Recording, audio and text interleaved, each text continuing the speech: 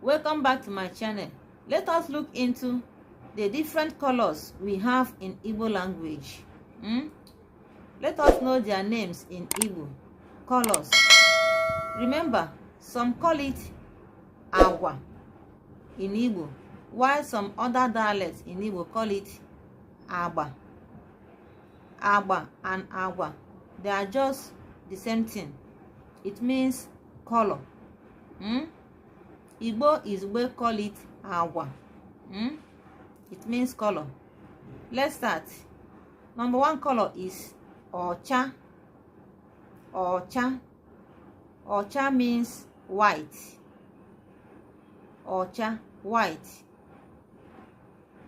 Oji, black.